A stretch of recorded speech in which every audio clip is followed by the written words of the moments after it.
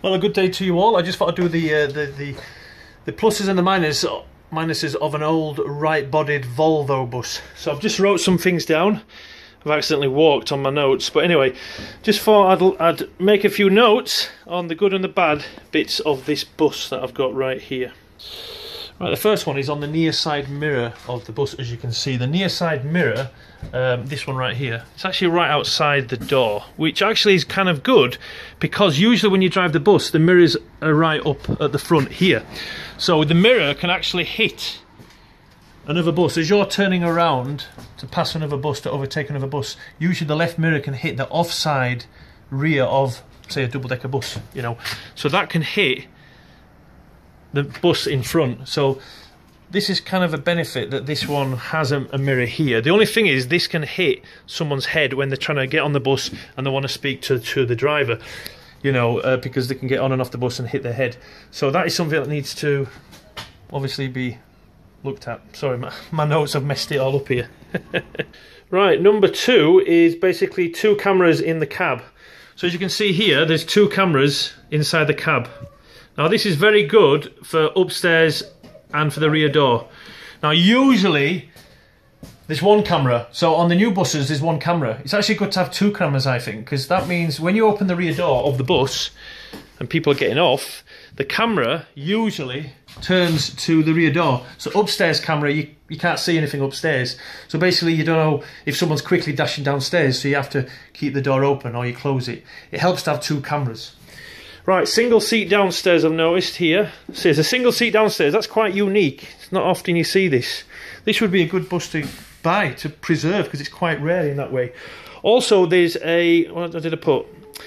Long staircase, yes, not too steep. This is a very good staircase, it's not too steep. I said that on another video, but I think it's probably the best in the business because you can't really fall down these stairs as much as you can on the other buses that have a steeper staircase. And also, there's seats, there's 9 seats at the back, I'll show you. Just here, there's 9 seats, and this is really good. So you've actually got here 9 seats. So you've got 4, 5, 6, 7, 8, 9. Now this is really good to have 9 seats, to have this lovely seating arrangement where you can have family and friends sat here. This is really good. Yeah, it's really good, that. Look at that, it's amazing. You don't get that on buses these days. So that alone is just worth the bus. Just to buy this bus and preserve it, it's unique to have all those seats like that in that arrangement. Right, so I think that's about it for everything. Let's get the other notes I've got. Let me see. Right, now the bad stuff is this. I've got yeah, the dash light sensor, bus stopping. Yeah, there's no bus stopping light. There's no bus stopping light here. So when the bus is stopping, someone rings the bell. Someone rings the bell, obviously. Someone rings the bell. There's no bus stopping light here. And there's literally, on the dashboard, there's a light. But for some reason, the light won't go off when the rear doors open and then close. So if someone rings the bell and the doors open and close, the problem is I set off going to the next stop thinking someone's rang the bell. And when I get there, I open the door, no one gets off because the sensor goes off when the front door opens. When the front door opens, the sensor goes off. So there's some kind of sensor here, and that's why there's a slight problem. It is an old bus, you know. Also, the near side mirror can hit someone's head boarding the bus. Yes, that's the bad bit. That can hit someone's head when getting on and off the bus. That's why mirrors are now usually placed right here. Crammed legroom. Yes, I mentioned legroom is tight.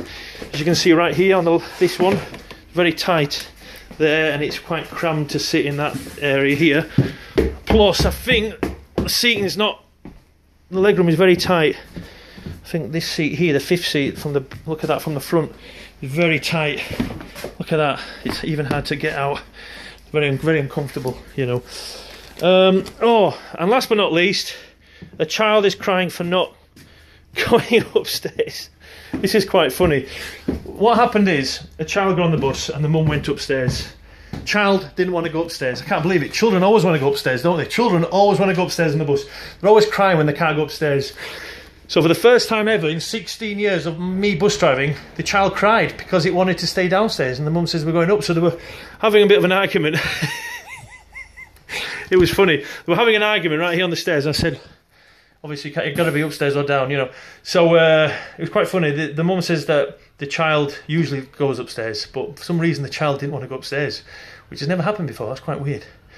So, I mean, there was seats upstairs, with plenty of seats, but I don't know, just the way it is. Anyway, that's a quick video, so I better go now. Don't forget to like and share as usual, and see you all very, very soon.